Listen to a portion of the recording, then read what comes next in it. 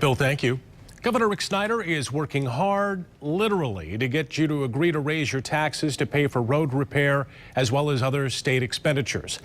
24-hour News 8 political reporter Rick Albin caught up with the governor today as he was out working to fill potholes. Rick. Yeah, on one hand, Governor Snyder understands the difficulty of getting people to vote to raise their own taxes. On the other hand, he believes the issue of fixing roads is important enough to voters that they will do just that, no matter what. They're going to have to convince them to do what he wants them to do in less than 2 weeks.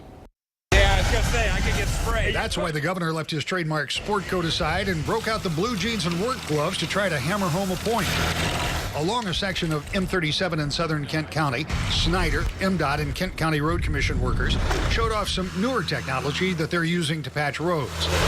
The governor says he hopes with a positive outcome on May 5th, there'll be fewer patches and more good roads built.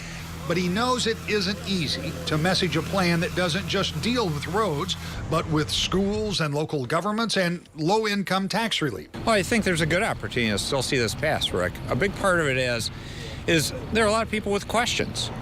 And this is not a good soundbite exercise when you're talking about a tax increase and something that's so important about the safety of our roads, the warranties, dealing with the school and local government issues. So it takes longer to explain. The good part is we're having good opportunity to give those explanations.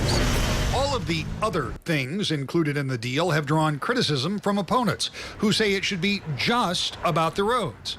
As always, the governor is optimistic about the chances of passing the plan, but polling has been consistently negative for supporters. So what if Prop 1 doesn't pass?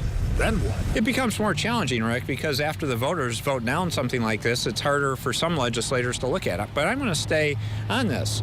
Again, I'm assuming this is going to pass. We're working hard to make it happen. If it doesn't pass, it's relentless positive action with a bigger emphasis on the relentless part. Supporters are quick to point out that polling on ballot issues, particularly in a non-traditional election, is tough, and that may be. But unless all the pollsters are getting it really wrong, it would appear that passing the plan hammered out in lame duck is still an uphill battle. Next week, I'll have a series of stories on Prop 1 to give you an in-depth look, try to answer some of the hundreds of questions that you've been emailing me about this plan. Okay, Rick, thank you.